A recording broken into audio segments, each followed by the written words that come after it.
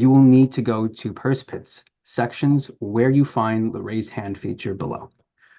Please do not raise your actual hand or wave at the screen because we may not be able to see you. Chat me if you need any further support.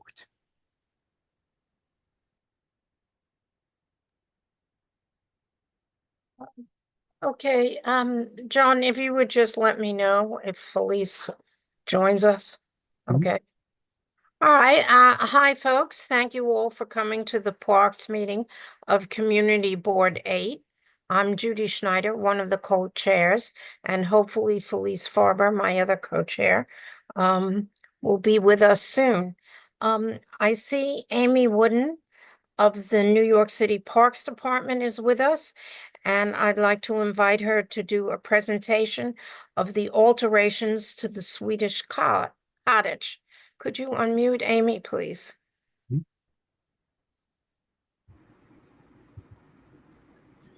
Hello, everyone. I'll just get myself started here. Amy, before you start, I just want to know, do you need a resolution for your presentation?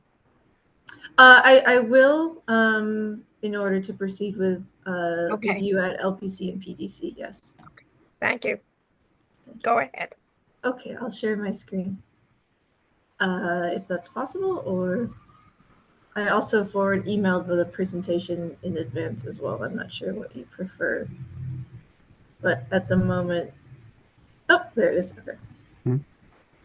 Thank you. Okay, I'll try to make this as quick as possible. The presentation before you today is for work at the Swedish Cottage in Central Park. It's located sort of in the west section of the park, just off of Central Park West, near the 79th Street Transverse. The scope before you is the change of materials and details to the existing railings at all exterior stairs and ramp of the building, as well as the installation of 2 flagpoles. So starting with the railing scope, just showing existing and also historic photos, facade by facade, going through our proposal. So here we have the existing deteriorated wood with a lot of missing balusters at the stair and ramp at the main entrance of the cottage. And on the right is actually a historic photo from when the building was first constructed in Philadelphia, showing this has been a modified entrance for ADA access. Close-up conditions photos. So the that kind of interior additional handrail that's hung on the inboard side of the railings is for ADA grip compliance. And so part of our idea with going with a wood railing is that we're able to maintain a minimal profile that's ADA compliant, and we wouldn't need to duplicate having both a top rail and a handrail. So in sort of 3 different views for our construction drawings, you see how we're proposing to install a new bronze railing at the existing solid wood posts, which will be repaired. This has a slight profile to the metal, which we can show in a detail later, but it's just a very simple installation, metal railing, and then the addition of a wooden curb at the bottom, also in terms of ADA compliance.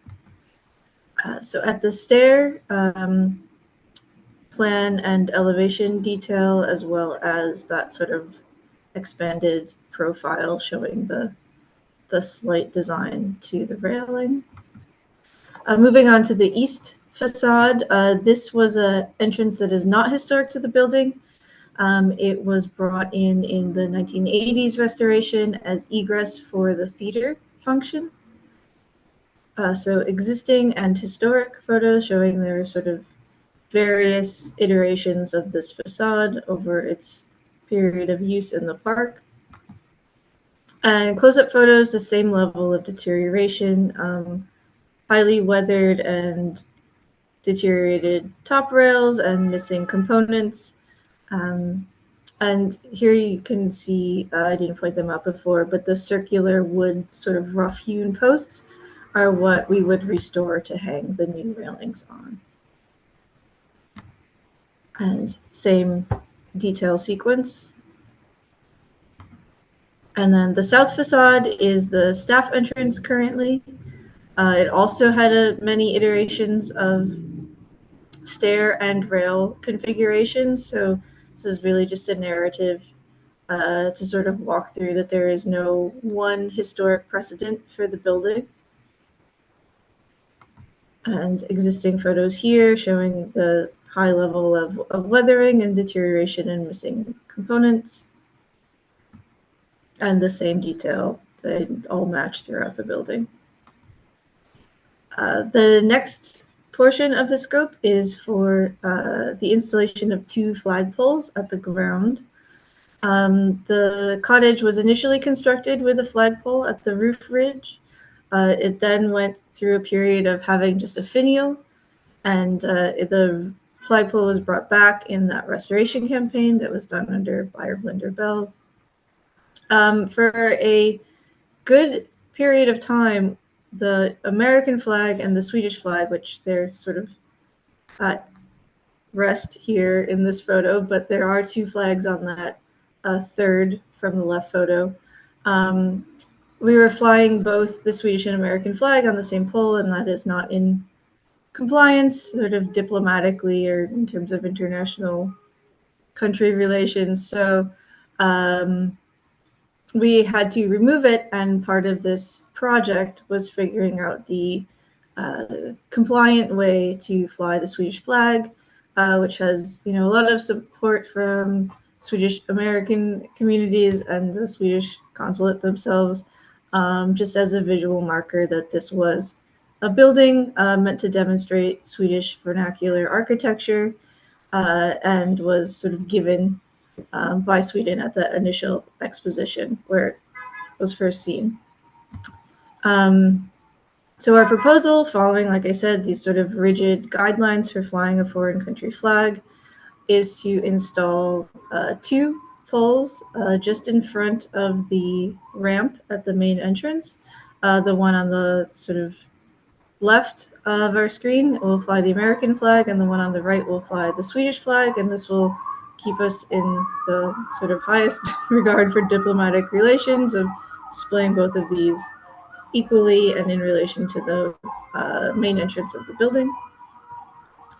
And then these are following a park standard installation. So they, this is just a section showing the sort of foundational work that has to happen. And then our sort of estimate rendering of what this will look like when you are coming down the park path by the Delacour Theater. And a very sort of generalized visual visibility study. So in the map on the left-hand side of the screen, the most opaque dark yellow bubble, the smallest sort of shape, is the footprint in which you will see all 3 flags, both the 2 proposed new ones and the existing flag on the roof. So we really tried to keep the visibility of this installation minimal and not overwhelm the building. As you expand outwards from that darkest yellow shape, the next one out is the lighter yellow, which shows the proposed flagpoles, views of the new flagpoles, but not in conjunction with the facade of the building. So either the facade being obscured by plantings or sort of curve of the paths. And so we tried to keep this as sort of minimally visibly obtrusive as possible. And then these are just sort of additional photos for your reference, existing conditions, and views of the cottage overall to get a sense of its sort of proportion and scale. This is from sort of looking over the Shakespeare Garden that's just on to the east. And this is that northeast corner, approaching the main entrance in winter. Slightly different view. But even from this vantage point, you cannot see the existing flag at the roof. So we do have quite a few angles where we're not seeing all of these three things together. And this is the south facade, sort of approaching it if you're walking north up the west drive of the park. And then I've just included these for reference as well. These were just our base elevation drawings to kind of show where the scale and proportion of these railings and stairs fit in with the building overall. And maybe should have mentioned this at the top of the presentation, but this work is all being done in conjunction with a full restoration, a new roof and exterior restoration that's being reviewed at LPC at staff level. So the scope components proposed to you today are purely the ones that require review by the commissioners, and the flags, because they're in the ground of the park and not on the building, also require review by the Public Design Commission. So with that, I'll just go back to the landing page at the beginning and let you go from there. Or unless I should stop sharing my screen, I'm not sure the best way to. Okay, well, why don't you just leave it in case someone has some questions? Let me just, Perfect. Did you just say that you're also replacing the roof, but staff is reviewing that? Yes, correct. So all of our restoration proposed work fits within staff level rules for Okay. LPC. Yeah. So we only have to be, the resolution only has to be on the flag poles. And if I understood you correctly, in all the places you're replacing the railing, it will be a bronze metal railing. Is that what you said? With wooden posts? Yeah, with the existing wood posts that are there now. Okay. We're just going to refurbish the, as you can see, that sort of cap feature Yes. has been missing. Yeah, they'll be refurbished, right? Correct. Yes. But the metal will be bronze, right? Correct. Yeah. Okay. Does anyone from the public have any questions?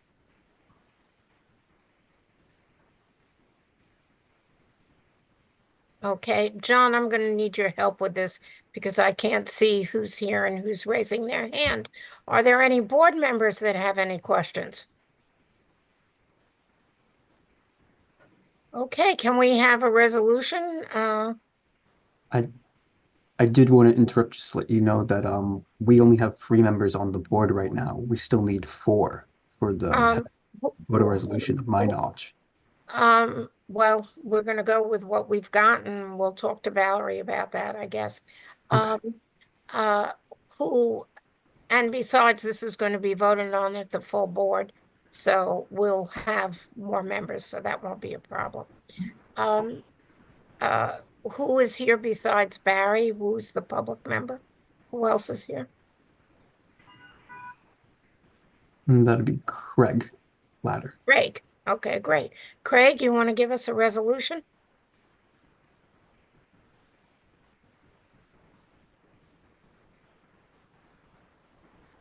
Do we have Craig? Is he with us?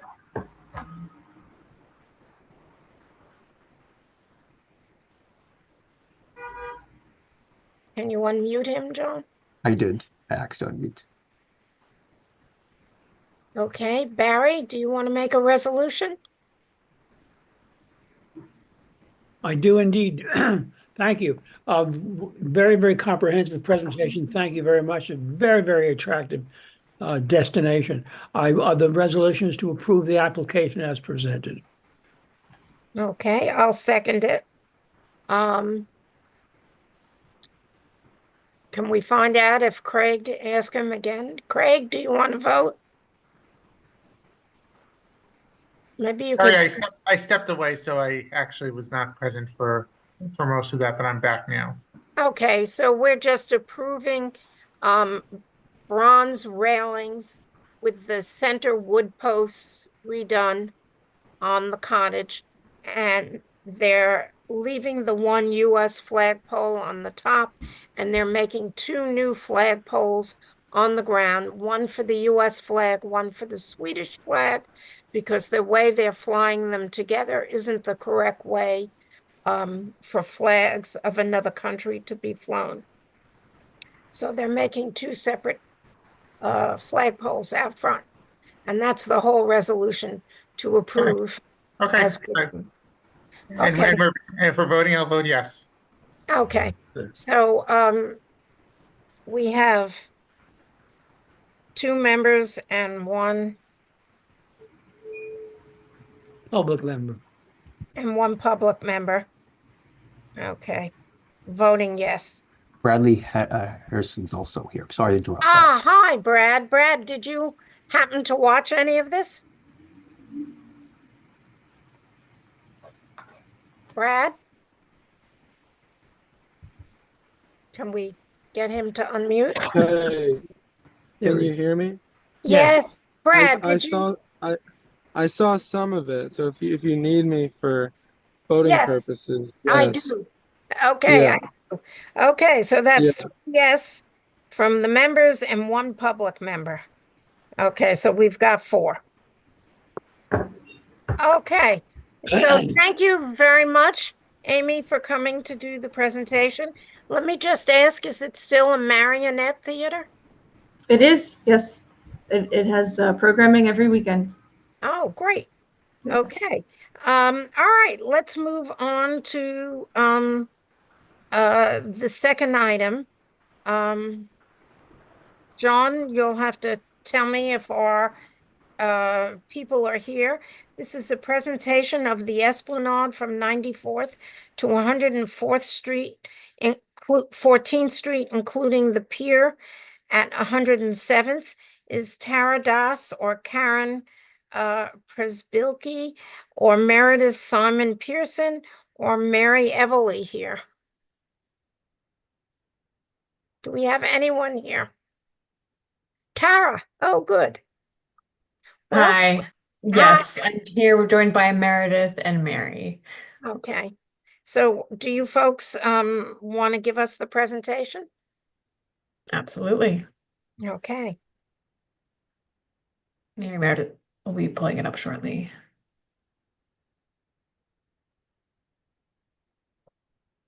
Hi, can everyone hear me?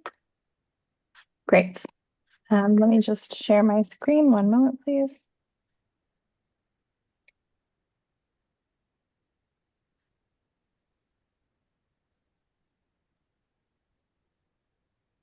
Before we start, Tara, we don't need a resolution on this, do we?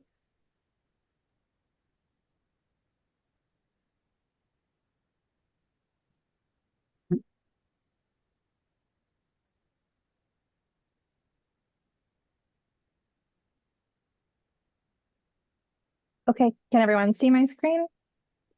Yes, Meredith, before we start, I'm trying to find out from either you or Tara, do we need a resolution on this? I don't believe we do on this. Okay, then go right ahead. It's all yours. Okay. Good evening, everyone. My name is Meredith Simon Pearson. I'm an assistant vice president in the capital program at EDC, and I'm joined tonight with some colleagues from EDC, Tara Das and Leslie, as well as some colleagues from Parks, Mary Everly, who you'll be hearing from. And we're here tonight to talk about the Pier 107 and Bobby Wagner Walk reconstruction project. So tonight we'll go through the current design of the project, and we'll talk about next steps, and then we can answer any questions that everyone has. So as a reminder, this project, the majority of this project is to the north in CB11, but a few blocks in the southern portion of this project touch CB8. So we wanted to come and share with you the current status of the project. So it's from 94th Street to 107th Street, reconstructing and repairing the Esplanade there, as well as 117th Street to 124th Street. And we're also completely demolishing and rebuilding the pier at 107th Street. So just an overview of the timeline of the project so far. We kicked off design in August 2022. And just after that, we visited both CB11 and the CB8 in October of 2022. In early 2023, we did a series of community engagement events, public workshops and walkthroughs and pop-ups. And we received PDC conceptual approval in August of 2023. Since then, we've been progressing design as well as a public art piece in the project, and we have completed 75% design. We're here today to show you what we submitted and had approved by PDC with our preliminary design earlier this year. And then coming up at the end of this year, we'll be completing final design. And we'll be visiting CB11 to present that final design, and would love for anyone who's interested to come and join that meeting in December. So I'm going to pass it to my colleague, Mary from Parks, to walk through the design as it stands now. Hi, everybody. I'm Mary from Parks. Can everyone hear me okay? Is it coming through? Yes. Okay, Yeah. excellent. So happy to present this design to you that was initially submitted to PDC last spring. And as Meredith said, we are progressing towards 90% design in November. So we hope that if you're interested in seeing that, you'll come to our CB11 presentation in the future. So a bit about this project, as Meredith mentioned, it begins at 94th Street and goes all the way up to 124th with a break in the middle. And this project is along the East River Esplanade. It addresses sea level rise by being increased in height 2 to 3 feet, which is really exciting for this stretch to reduce flooding impacts. The Esplanade has kind of two design conditions that we're working with, one where it is narrower and will have a shared use path, and then one where it is wider. And to take advantage of that width, we have a dedicated bike lane and then a shared use path along the water with a shady tree median in the middle. So lots of attention here to more efficient transportation links, as well as trying to provide as much shade as possible for the summer. Next slide, please. So looking at an entrance you're probably familiar with, this is 96th Street. It is the only at-grade crossing to this esplanade within our project boundaries. And we will be installing 2 ADA accessible ramps that go up to the esplanade at its new height of 11 feet above sea level. You can see here there is a series of gates and bollards. This is to protect the esplanade against any car traffic, as this is a maintenance vehicle entrance point for Parks vehicles. Moving on to the next slide. What's exciting about this plan is that we have added what we're calling overlooks, and the design intent here was to offer pedestrians an opportunity to really appreciate the river, be able to go out over it and kind of look out and appreciate the view. These also have a dual function for our maintenance vehicles to turn around. So it's kind of a nice way to offer two uses here. And if you go to the next slide, you can see this particular overlook at 101st Street houses the El Barrio bait station. It's a little hard to tell in this exact image, but it's the tall kind of rust colored object at the end of the overlook. And that bait station is currently on the esplanade and will be relocated here. This particular overlook has seating just to enjoy these views. And then off to your right, you'll see there is a kids play area where the benches and little picnic table, game tables are actually sized for kids, which is kind of a fun offering. Next slide. We have heard from a community the desire for adult fitness equipment. So that is something that we have turned our attention to at this particular crossing. The next slide will show a closer up view of this. This will be at 103rd Street. You can also see a great view of that protected bike lane behind. So really just offering the maximum number of opportunities for people to exercise along the stretch. Next slide. We also are offering a musical interactive play area. So this includes drums as well as sound tubes that kids can interact with. Just trying to think creatively ways to activate the space that might be unique and kind of offer something new that nearby playgrounds might not have room for. Next slide. I mentioned the overlooks. This is the second overlook at 119th Street. This particular one has a planted area for additional shade. It kind of offers it a different feeling than the one to the south. Next slide. And then the northern part of the project is the widest. So we really wanted to take advantage of this in the design. This is where the most trees will be preserved in the project. We are adding more trees in addition to those that we are keeping. And this is an area that has picnic features. And on the next slide, the rendering will show that there is a lawn for people to kind of sit and enjoy. I also wanted to mention, as you can see in the background, there are bridges, and to the north here, starting at 125th Street, a project called Manhattan Greenway Harlem River. Meredith and I are also the Parks and EDC PMs for that project, and we're so thrilled to tell you that that has begun construction. So essentially, when these two projects have completed work, they will connect and provide one seamless bicycle and pedestrian experience all the way through, which is really exciting. Next slide. So one thing that makes this project particularly unique is Pier 107, or the 107th Street Pier, which is being completely demolished and rebuilt due to its structural condition. So the new pier shape is truly unique, and our designers really thought outside of the box about how to better offer opportunities for marine life to find a home along the stretch.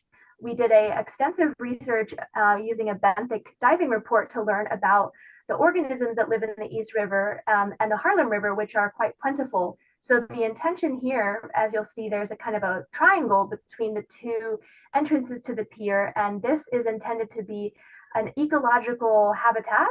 You'll see in the corner reef balls, which will be installed on the bottom of the riverbed and submerged in the water, as well as the Billion Oyster Project. They are talking to us about putting a research station, essentially oyster cages that would be suspended off the edge. And lastly, you might notice in this drawing the original pile field that is the shape of the current Pier 107, a kind of a rectangular shape. The intention here is to leave those piles behind to encourage and continue habitat. Those piles are already covered with plenty of organisms that use them for home. So we're really hoping this will be kind of a neat activation area.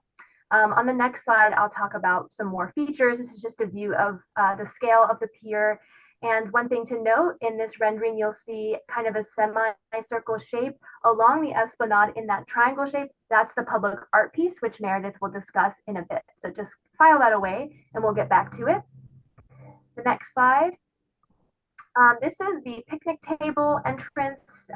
We are really trying to give people an ample opportunity to get out over the water. This is a really unique moment where you have water on both sides.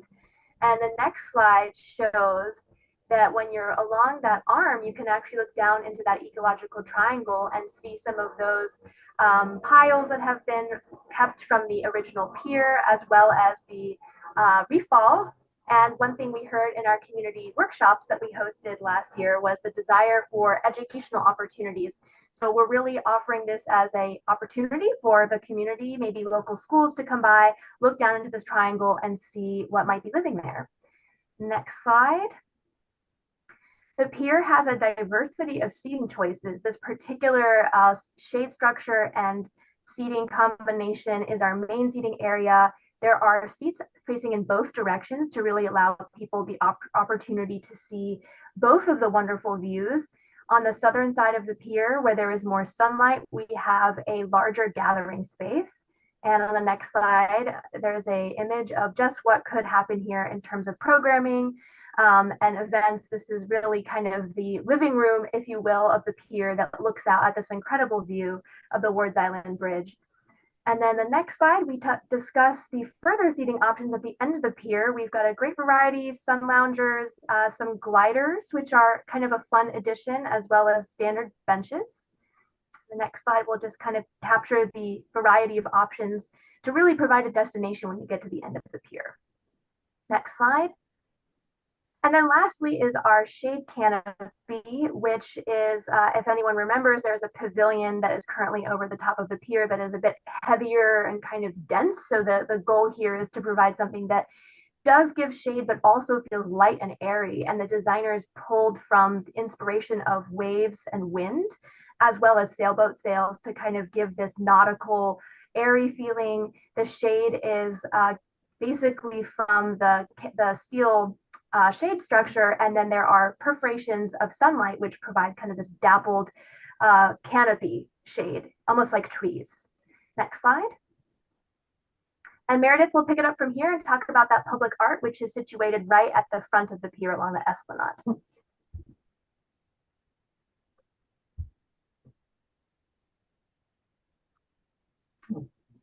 Meredith? Oh, her mute. Oh, you know what? I know what happened. She needs to be given permission to get unmuted again. Actually, you know what? I'll just keep talking. There we go. Oh, you can go ahead, Mary. Yeah, I'll keep presenting. So the public art piece is called Water Table, and it is by artist Jerome Hayford, who is a resident and artist based in East Harlem. And the intention of this project is to really knit together the urban grid and the Harlem River. So on the next slide, you'll see the location of the art piece is at the entrance of the pier. It also kind of has this interesting interfacing relationship with that triangle of water. This is all intentional. Believe it or not, at 107th Street, was many years ago a creek that flowed through East Harlem that was eventually built over when the Manhattan grid was established. So Jerome was interested in kind of reimagining that relationship between the creek and the river. This is kind of viewed as an opportunity to turn outwards and inwards, looking at the river. There are bands of steel and concrete that kind of stripe from this art piece out to the water. And it is a dual purpose space. It is both a place to sit. The next slide is kind of a better view of how it might be used in the rendering. But it also functions as a beautiful kind of art piece that inspires thought and kind of pulls that relationship from the grid to the water. The last thing I'll mention is that the etchings, as you can see, these kind of line work on the concrete and steel, those are in development right now. This summer, Jerome went out to local school and began discussing what images they would like to see on these materials. So it really is a community-based design that will be focused on the idea of ecology and water. And I believe that's it for this piece. Thanks, Mary. I'll turn it back over to Meredith. So just a reminder of our timeline. We're nearing final design and we'll be submitting to PDC in December, and we'll be returning to Community Board 11 to present that final design ahead of the PDC meeting, and we would love to see many of you there. So those upcoming PDC submissions are the final design for the project in December 2024, and then the public art will also be submitting as well in December. We're planning to begin construction procurement in early 2025, and EDC has selected Hunter Roberts Construction Group as the construction manager for the project. So thank you for your time this evening. We really appreciate it, and we welcome any questions. Before we go out to the public, can we go back to those, the last slide of the artwork? The one, yeah, that one. Now, is that steel? Is that, it looks like wood. What is the? So it's a mixture of materials. The kind of band around the top is steel, and it's very interesting how Jerome is doing it. There's different layers that are enmeshed together. So anything that is colored kind of that like warm terracotta orange, in my understanding, is steel, and then along the front is a mixture of different types of concrete. So it is kind of a composite. And then along the Esplanade, those ribbons, I believe, are also concrete. Concrete. Now, you said that they were going to go to the schools to get pictures or thoughts. Where are you going to put those? On the concrete? Yeah, so as you can see, there's kind of designs scrawled in these, like basically line work that is etched into the concrete and steel in this rendering. Those are basic kind of placeholder images that Jerome just used to get the ideas going. And so he did some outreach, I believe it was in July, and started to get feedback from the kids about what images they would like to see. And I think generally the theme, he's floated a few ideas, but they might be symbols that represent water. They might be elements that kind of draw on the local ecology, or they could even be items that are more kind of urban. I believe in his original proposal, he had a very beautiful etching of a local bridge. So it's still kind of in development. He's as Meredith said, only a preliminary right now, so it's very early, but that would be custom. It would be designed based on that community feedback. It's very interesting piece. I have a question if you can go back to the pier again. Mhm. There. No, The end. go back one more. See those, I don't know what you call them, the lounge chairs in the front.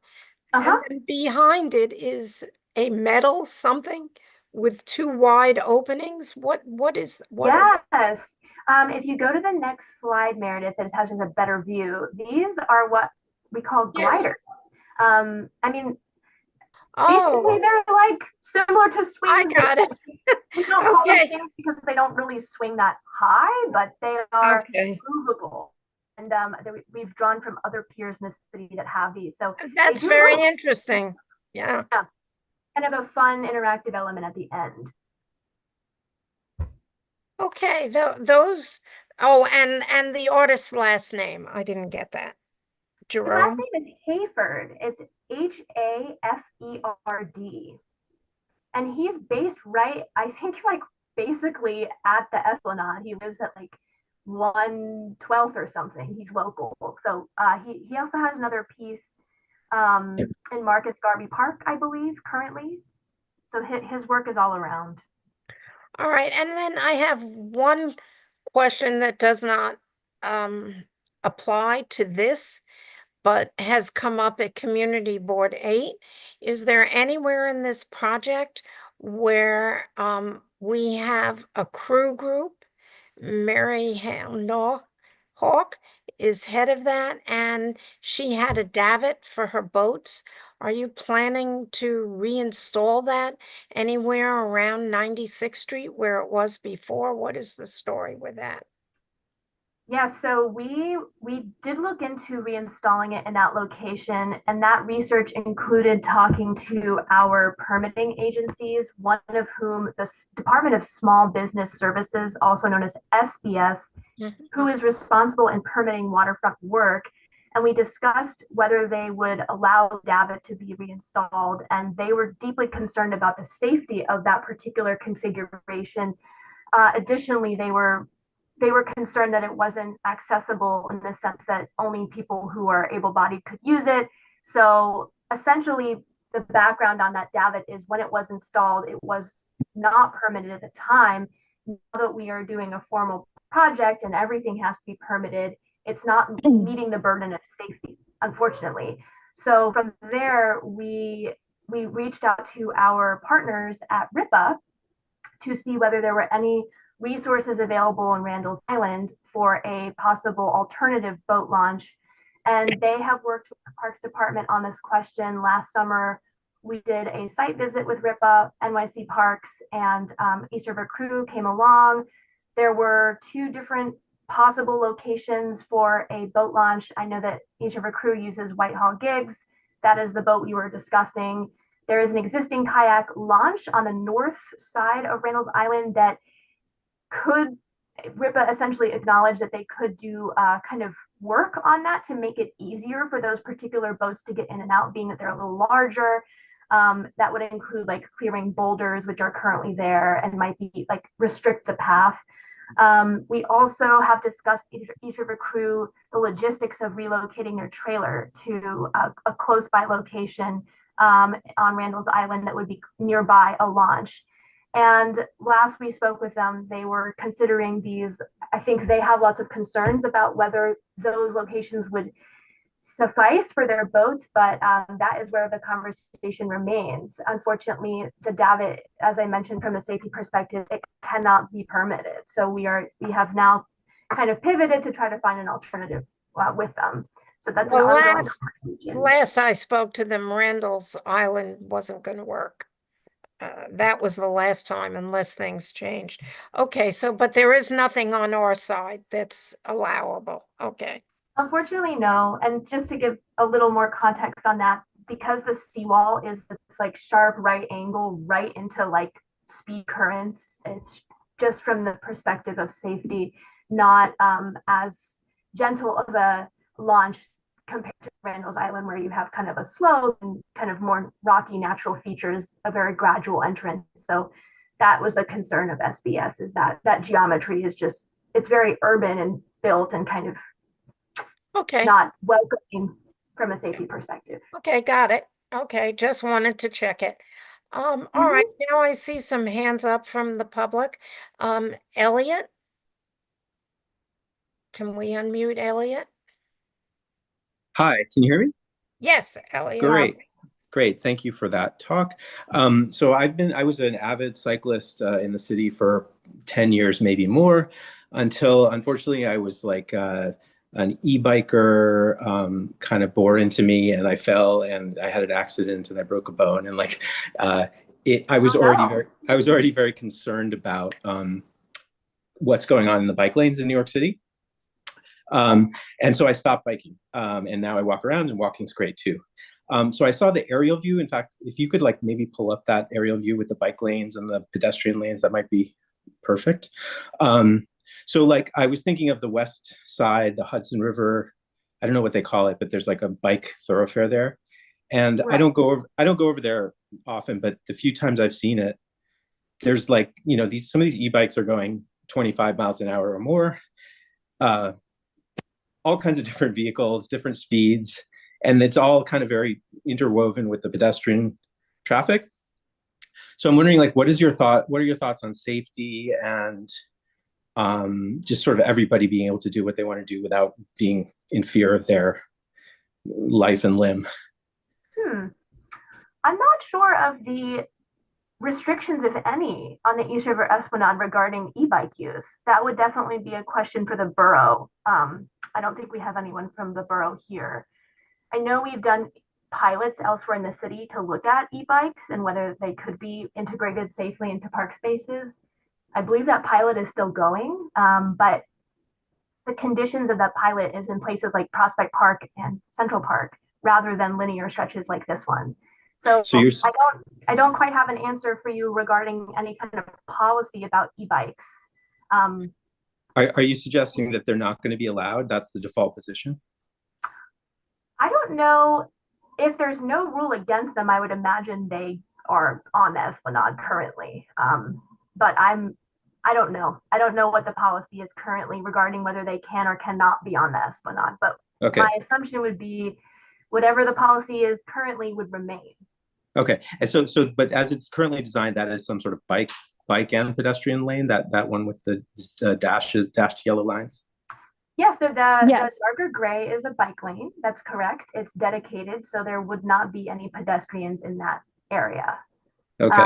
As to whether e-bikes or scooters went in there, I'm not sure whether that would be allowed though. But it's designed as a bike lane, yes. Thank you. So I'll just leave everybody with one comment, which is like, I assume there are going to be e-bikes in there, as well as like delivery bikes and scooters and all manner of electric vehicles. And it could be really dangerous. And I think that it is genuinely dangerous on the west side now, on the Henry Hudson. And like some advocates cannot get people to enforce over there. So unfortunately, this could be a real, really sort of detract from this wonderful work that you've done. So I hope somebody is really on that. Thank you for flagging. I will definitely mention that to the team. And we do, just to provide some background, when we produce these plans, we send them to DOT, who has a bike and pedestrian unit, and I believe they're also reviewing this. So just from a minimum safety standpoint, I believe they will look at that. Okay, thanks. Also, I know Sheena is here. I don't know if our Esplanade member is here, but Sheena, maybe you could take that back and get us an answer at the next Parks meeting, or get us an answer and we can include it in the minutes about electric bikes or electric vehicles of any kind on the Esplanade, because I don't think that's ever come up before. So let's, if we get an answer before we get the minutes out, before next week's full board meeting, we'll add it to the minutes.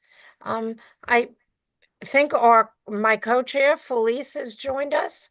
Felice, are you with us?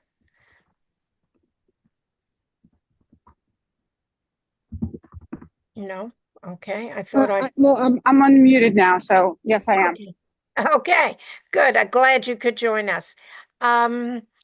Okay, somebody from Friends of the Esplanade.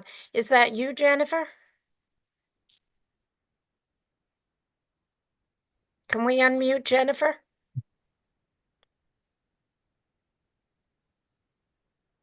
Hi, can you hear me? Yes, we can hear you now.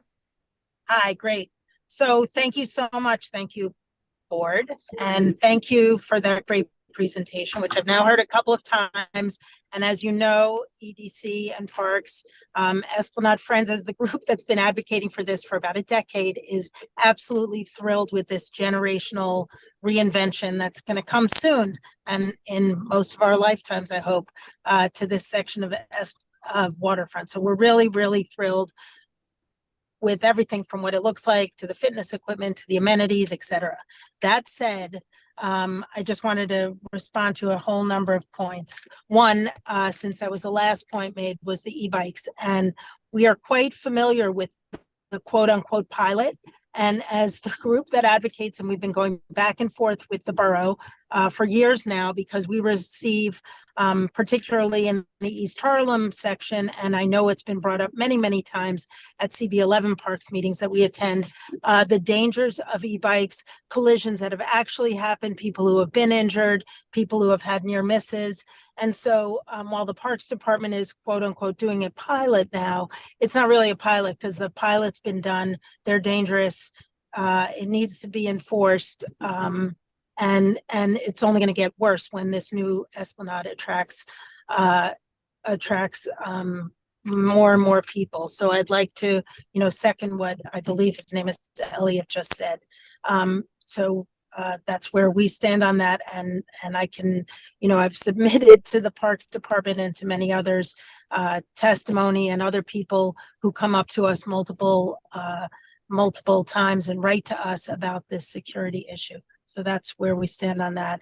In terms of East River Crew, I know our group, the chair and founder of East River Crew is also a board member of Esplanade Friends and continues to advocate, and we continue to advocate for the Davit to be open in that location. A lot of what's been, every time someone from the Parks Department does speak with us, it's kind of another excuse. I know I met with the head of Marine from Parks just about a month or two ago. It's always some other reason why the Davit or can't be incorporated in some way. And it's really honestly not fair to the residents and the community members and frankly, the kids in East Harlem to deprive them of having a close by way to get close to the water. As we all know, and those of us jaded New Yorkers who've been on East River Crew boats, it's really probably the best experience you'll ever have in this area of Manhattan. And having it stuck in a corner of Randall's Island, which we all know is an access issue, even for East Harlem residents, even though it's part of East Harlem, is really, really not fair to the community in East Harlem. A couple of other things, there's going to be, we have about a decade of doing, robust programming on the waterfront, and without a bathroom on the waterfront, you're not going to get people to stay on the waterfront. And that is a big issue. We bring it up again and again. We know everybody knows about this, but it is an important issue for everyone who wants to be on the Esplanade, because everyone needs to go to the bathroom. And even though they're putting compostable or whatever the fad toilets are in Thomas Jefferson Park or in the corner there, psychologically crossing back over the FDR Drive, you're not going to be able to retain people for robust programming, which brings me to the last point I have, which is concessions. Every other waterfront has concessions on it. And by that, I don't mean making concessions. I mean places where you can buy food, ice cream, etc. And you can't have those without having a bathroom. So, it's kind of all part and parcel. So while we are absolutely thrilled with this design, there are still a lot of issues that we hope will be worked out before the final plan goes into place. And we love everything else about it, the pier, the artwork, etc. Thank you very much, Jennifer. So Mary, let me ask you, has there been any discussion with Parks and EDC about either bathrooms or concessions, and where do you stand on those issues? Okay, thanks, Jennifer. So regarding bathrooms, we have discussed this more in detail with CB11, but essentially the restriction with putting anything along the waterfront is that it falls in the floodplain, and that results in the bathroom needing to be built very high up, which along this very narrow esplanade is a situation where it is dramatically out of scale and also extremely difficult to fund. So, because another reason is the utilities need to be routed under the FDR. Along the esplanade, there are not currently any sewage utilities. So we have turned our focus to upland opportunities that are at those convenient crossover points. We currently have a number of funding proposals that have been submitted for bathrooms along the stretch, one of which is at Playground 103, another of which is in Thomas Jefferson Park. I will add that is separate from the new pilot Portland Loo. If anyone's heard about this, there is a pilot program to install Portland Loos, which are single stall restrooms in Thomas Jefferson Park. There will be one added, but it is, as I mentioned, single stall. So we are advocating strongly to have a additional public restroom building built that would be much closer to the 112th Street pedestrian bridge. And then additionally, thinking big picture, Manhattan Greenway Harlem River Project has an at-grade crossing at 127th Street. We have a public restroom location cited there. We will be essentially providing utility to that location. And we will need to acquire funding to build that particular restroom.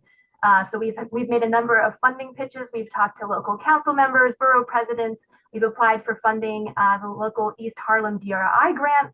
We have current funding proposals in at the state level. We are really trying on every side to get these restrooms funded. So if this is something that is a major priority, we would really support and welcome any support that the CB could offer. I believe CB11 may have, for at least our East Harlem DRI grant, written a letter of support. So these are active questions that are out there, and we, in every opportunity we get, are trying very hard to get these funded. And we absolutely agree in the need to provide these amenities. Now, let me just be clear. Are these bathrooms that need utilities to be hooked up, or are these the new bathrooms that are they're, I don't know how to explain it, compostable, whatever, and they do not need utilities? The three bathrooms I just mentioned, Playground 103, Thomas Jefferson Park, and 127th Street. We call it the 127th Street Triangle. It's essentially a triangle of park space that's directly across from Cracker's Playground. Those three would all be brick and mortar. They might not actually have brick these days. They're more modern. But so they are fully functional plumbing. And that's why we have to site them inland, because that plumbing line exists on the other side of the FDR. It does not come. And you're talking about millions of dollars for each one. I mean, I think they're like, when you're building a building, at least $5 million to $10 million for these things. That range is roughly correct. Right. Okay. So we've been trying really hard to get those funded. Okay, but I mean, Parks does realize the need for them. Phyllis Wallach, I think you had your hand up. You were next. Can we unmute Phyllis?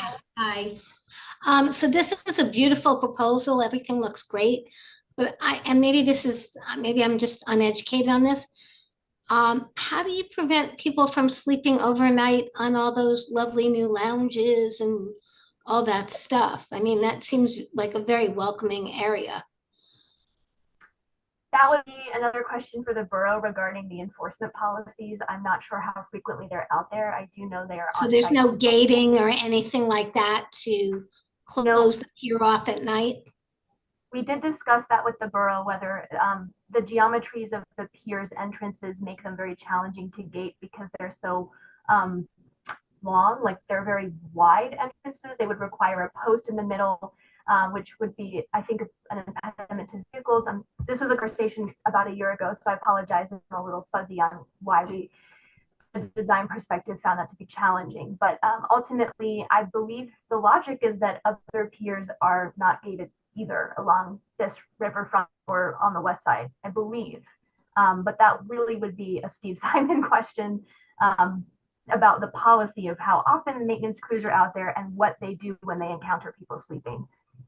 Okay. I'm not sure. That would probably be a question if this was noted by the residents to bring it up and tell Sheena and have the PEP officers come out and monitor the area maybe on a regular basis. Because Phyllis, none of the Esplanade, as you know, is closed off. It's open all the time. Okay, thank you. Okay. One more thing to add is that the pier is currently closed, so that there are officers who are regularly, making sure that that remains closed. Well, yeah, until it's in good repair. Okay. I see, Jennifer, you have your hand up again. Can you make it quick? Because then I want to go to the board members. Jennifer? Yeah, sure. I'll just address, can you hear me? Yes. I'll just address the safety issue. So right now on the CB8 portion of the Esplanade, as many of you are aware, for years we have had people sleeping in the gardens. It's gotten worse now. Parks is very much aware of this. The borough is very aware of this. There's human excrement found multiple times a week by our volunteer gardeners. There have been, over the past 2 weeks alone, there have been actual trees, multiple trees chopped down on the Esplanade in the East 60s that Parks is aware of. There are multiple lights out. There has been vandalism encounters with unhoused individuals and, not actual violence. I've heard a report of an attack. We've been in contact with the police department. So unless there are plans in advance, we can't get any PEP officers, even in the Upper East Side, so to speak, portion of the Esplanade, even near the East Midtown Greenway. So unless there are like really firm plans, it's going to be a problem. And then the corollary to this is that most of the Esplanade, and we have been working with the NYPD for years on this, is not on the 911 system in a very good way, including the East Harlem piece, where actually the 23rd and 25th precinct often can't even find the Esplanade. I have been there with them and have had to direct them. So these are all pieces that, while this all looks beautiful, to echo the last person who spoke, these all are kinks that have to be worked out beforehand. So yes, people do sleep even where there are no benches on the Esplanade, and we have human excrement. We have loads of vandalism in the CB8 portion of it, and it's only going to get worse if there's no kind of proactive piece of it. So everybody should be knowing about this, who's presenting, etc. It doesn't need a comeback answer kind of thing. Jennifer, let me ask Robert McLean, I see is here, if he has Yeah, any. I've been speaking with him. We've been going to him about these issues for months. Jennifer, let's hear from him directly what he has to say. Can we unmute him, please, John? Yeah, Judy, can you hear? Yes. Yeah, You threw me I've off. been working. You threw me off with the Amy. Me too. I'm so The sorry. Amy is you're in this meeting. Thank you for coming. I'm gonna. That's the lady that I'm keeping up all night when I'm talking to these CB people. That's my wife. Okay. So what can you tell us about some of these things on the Esplanade? Well, we put a police report for the damaged tree. And then I've talked to, Monday, I talked to Andre and Brian. They are two men from the DOT. And we spent 2.5 hours figuring out which one of these panels is responsible for these lights not coming on from 60th to about 66th Street. And So they found the panel and then have identified the problem, and they're going to get back to me. They have to get some new parts, and when they get the new parts, I'll meet them back on the Esplanade, and then I think they're going to do some work changing the lights too. But I want to wait till it's finished before I report it. And then after we do the 60th Street lights, we'll go up to 107th and work back to 100 and see what lights there we can repair. But I have to have a site visit with their boss because these gentlemen have said some of these lights on the northern section along the FDR have not worked for months, and some of them haven't worked for years, meaning they're not repairable. So soon as I'm done with this one, I'll go ahead and I'll work with these fellas from 107th to 100th, and then I'll get back to you on what we found. Okay, you're absolutely correct. We've been complaining about the lights in the 60th not working for years. So you're absolutely Yeah. Well, they said it can be a problem, yeah, and they'd have to be reconstructed. They have to be rebuilt. okay. And is there anything else about these other issues that you can bring up? Do you ever report to the PEP officers? Do they ever check our Esplanade? I know our Sector A officers and B officers come on the Esplanade and look for the homeless and the people sleeping there. But do you ever have any of your PEP officers come out? They come from, I work with, he's a park supervisor too. He's from Central Park. If we have a problem, we call, there's two PEP officers from the north, from Central Park, and they come on out. They'll check the homeless. I know they've done that. And also I know Jennifer was talking about, I can talk about the problems with these e-bikes, since there's no signs that are precluding these e-bikes on the Esplanade, but we've got some problems too there. So I'm going, as soon as I'm off this section here, I'm going to text Ralph Musolino and I'm going to say, is there, because I wrote my notes are right here. I said, can we put up a sign that excludes these bikes because they're quick, they're too fast, or whether we can put some signs that say slow down, or something like that. But I'll be talking to Ralph tomorrow. Yes, I mean, and maybe even Steve Simon. I think certainly in our district and going up into Board 11, I think nobody would object to the fact of having posting that e-bikes. I don't think they'd object. I'm not sure it's, I just don't know if we can do that. Okay. Because they're classified as a bicycle, see. At least legally, they're classified as a bike. There is definitely a distinction between a bike and an electric vehicle. Oh, no, you're correct. I know. Okay, so if we could pursue that a little bit, that would be great. Thank you very much, Robert. Craig has had his hand up for some time. I'm sorry, Craig. I just wanted to continue with that topic before I called on you.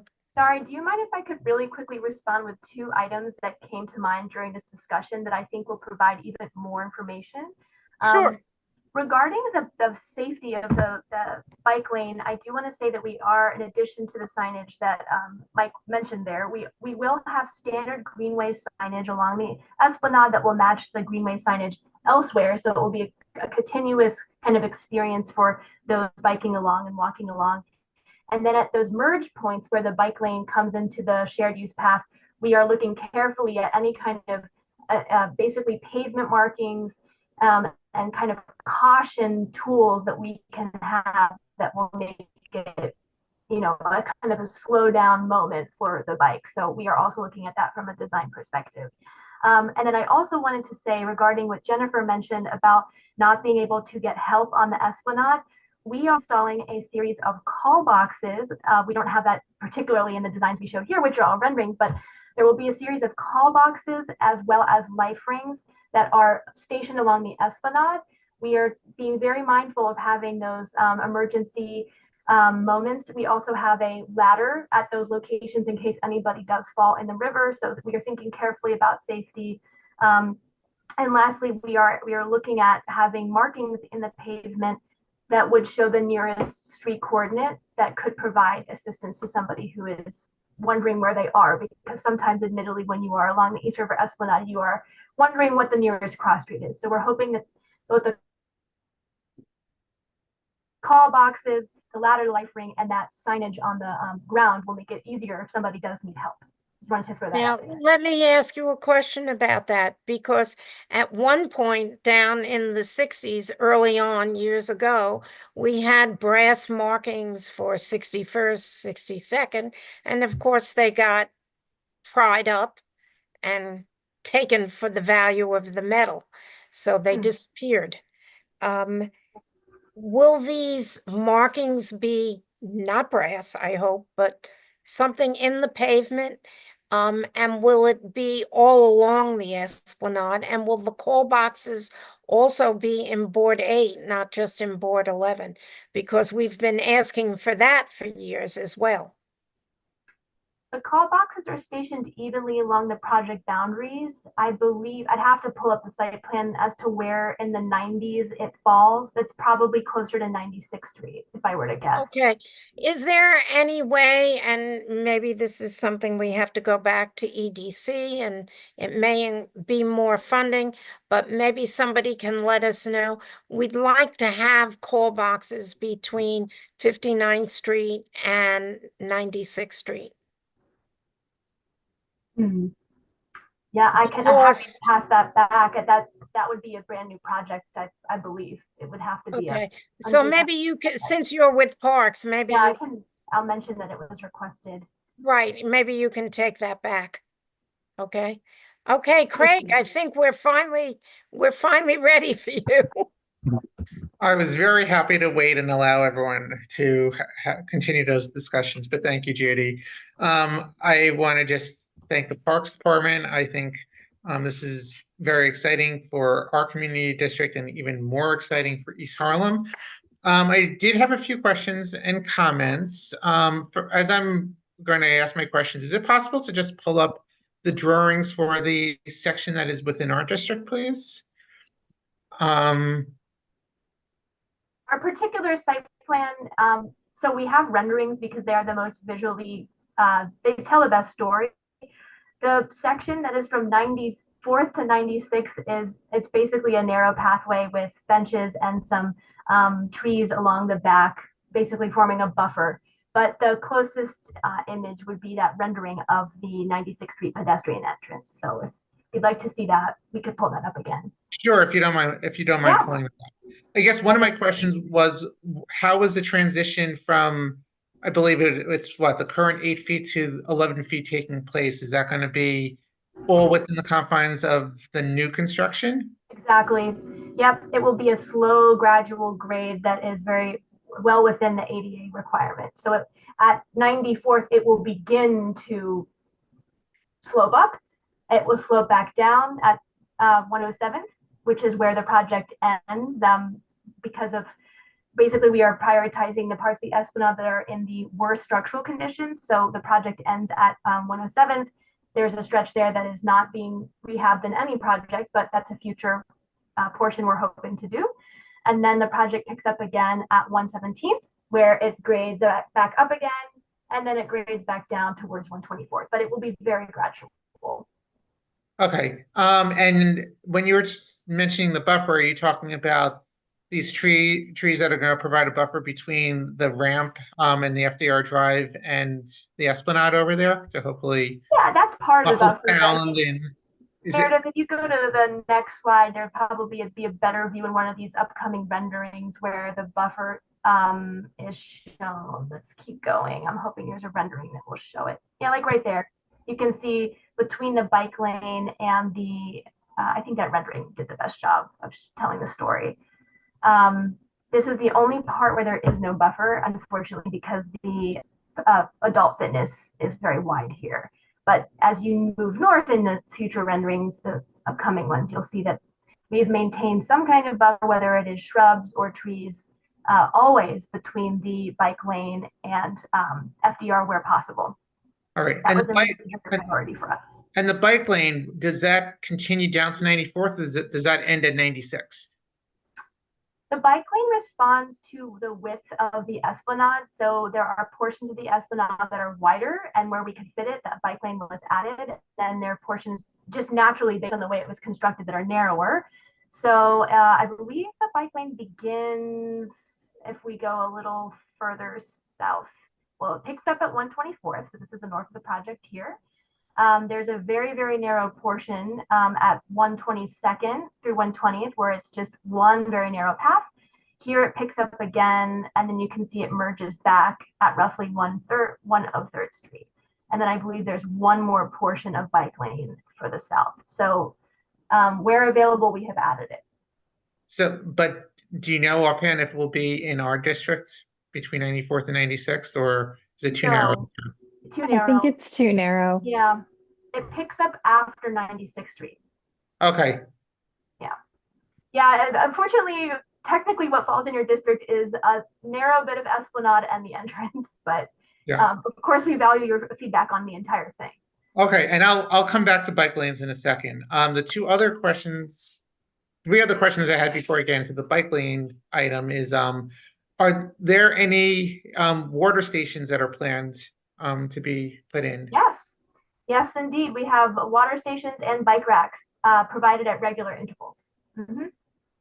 Okay. Will there be any at the south end by chance in our district? Because I don't think we have any in our district until you get down into this. I'm trying to even think if we have any in the 70s, but certainly not in the 80s and 90s. We do have an amenities plan, and we can, in our upcoming CB11 full presentation, include these more detailed site plans. But I believe there will be a water fountain at least at every overlook. So for sure, there will be one roughly at 101st. I don't think we have one at the 96th Street entrance. Yeah, unfortunately, 94th Street is really where the project just begins, and it's kind of a narrow shared use path with some benches and plantings. Then we have the 96th Street entrance, and then from that point north is kind of when everything picks up. So I don't think we have one within your boundaries. Understood. Just want to advocate for seeing if there could be one here just for the spacing purposes, because as I said, we do have a large gap that exists currently. Okay, thank you for letting us know. And then I was just going to ask, we were talking about lighting before. Is there esplanade lighting proposed for this, or is it going to be reliant on in portions on the FDR Drive lighting? Oh, absolutely. We are proposing light poles at regular intervals. These will be, as shown here in the renderings, the type B pole, which is a standard esplanade light. Yep, and also on the pier. Everything will be lit. Okay, and then what is the timeline for construction, and how long will the esplanade have to be, this portion of the esplanade have to be closed in order to facilitate construction, and will it be done in phases? Has it not been determined yet? And I just want to put in a pitch for when you do get to that portion of the construction and design plan, to, if possible, maintain access from 96th Street down south through the two blocks as to the fullest extent possible, especially to provide access to the ferry and to maintain ADA access to the ferry. Meredith, I would defer to you. Yeah. Thanks. Those are great things that we'll certainly keep in mind as we move forward and flesh out our construction plans. As I said, we've recently brought on Hunter Roberts Construction Group as the construction manager for the project, and we're anticipating beginning procurement, so going out to bid for contractors early next year. We haven't developed our phasing plan or detailed schedule for construction yet, but the overall construction schedule is anticipated to be 3 years. Okay, thank you for that. And then finally, let me just go back to the bike discussion. So I guess I just want to first make a pitch from a more general standpoint. So yes, the pilot project to allow e-bikes in parks, as far as I know, is continuing. I think we need that to the fullest extent possible, there should be a way in which the city is able to differentiate between the different types of bike amenities that are being provided, because clearly the Central Park internal roadways are very different from, say, what we're talking about here in the Esplanade. And there are people who are using regular bikes, pedal assist e-bikes, and e-bike, full-on e-bikes for different purposes, including commuting purposes as well. And the Esplanade is recognized to be a bike path, whether it has protected bike lanes or not. I guess I'm a little concerned about the little stub portions of it and the extent of the interactions and convergences it's going to have with the rest of the Esplanade there. I don't feel comfortable knowing that e-bikes are here and people don't necessarily make the distinction. So was discussing how when it came to Central Park, no one, I'm sure very few, if any, users of City Bikes, the new e-bike pedal assist e-bikes that City Bike offers, when they were using it in Central Park, they had no idea that they were violating the law until this pilot program was initiated. And I assume it will be the same thing wherever it is. So I think signage would be very helpful, especially to slow down. I don't know if in your design work or in coordination with New York State DOT, you're able to put in any traffic calming measures for the bike lanes themselves, or if the design is going to be such that it won't promote high-speed biking, because I think if you have straightaways and you have slopes, then you're obviously going to allow people to be able to go faster, whether on an e-bike or whether on a regular bike. You know, there are many people who are on standard bikes that can get to high speeds as well. So it's the same level of danger in many respects in terms of high-speed biking. So whether they be speed limit signs or whether if that's even allowable, but if there were a way to have speed limit signs in the Esplanade in these areas and traffic calming embedded within the bike lanes and at the convergence points, I think that would be really helpful as well. It's a great question. We are currently reviewing this with DOT now, so I will absolutely ask them about this. I'm not sure whether there are traffic calming mechanisms that they typically use. We do have rumble strips along the edges of our bikeways, so we have given attention to ensuring that bikes don't accidentally go sideways into pedestrian spaces. But regarding those merge points and the speed, it's a good question. So we will definitely ask them about that. See if they have and you need to be careful, because if you have something that's too abrupt, then it can injure the person on the bike, or if it's a scooter, whatever it may be. So you don't want that. You need to find that happy medium. But I guess that's my comment, that if there's a way to be able to design it to slow bikes down and hopefully allow them to better coexist, I think that would be the optimal the optimal outcome. So I guess that's it for me. So thank you very much. Thank you. Could I ask you to go back to that 96th Street slide, based on what Craig was talking about, that slide you had up before? Sure.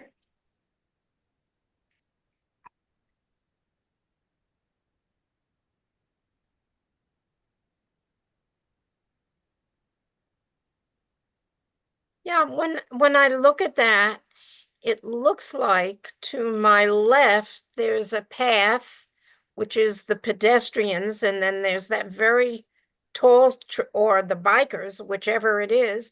Then there's a very tall tree, and there's another path that's for pedestrians or bikes. I mean, is that two separate paths? How does that work? And above the tree, you can see the fencing continues to separate the walkway, at least in the rendering. So this is a unique moment.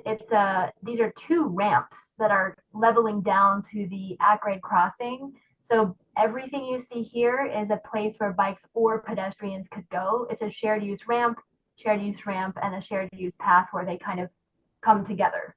On both sides of the fencing, okay. Yeah. Then this may be a very stupid question, but I'm not that familiar with 96th Street. What are the crosswalks in front of the cars out in the highway? What is that for? Those connect to 96th Street itself. So 96th Street crosses under the FDR overpass, if you will. And then these cars that are idling in the rendering, those Oh, are that's right. There's a going to the light on-ramp. there. Yeah. Right. So Okay, I that's one forgot. long pedestrian crossing, and there's like I think there's a place where they can hang out in the middle, and then there's another Right. crossing over the I'm sorry, I haven't been up there in so long that I kind of forgot. Thank you for that. Sure. Okay, I see Jennifer's hand is up again. John, do we have any other questions besides Jennifer?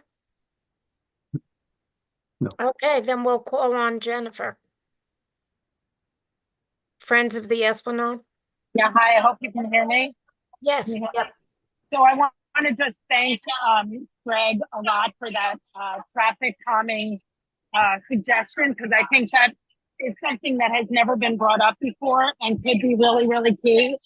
And then I also wanted to thank him for the contiguous path suggestion during construction, which our group and many, many members of the community, hundreds of members of the community, have brought up again and again, that while we understand that the Esplanade needs to be closed down to do this amazing construction, that people need to run, they need to bike, they need to be able to get back and forth. And that brings me to something that's not directly related to this presentation, but is to this community board.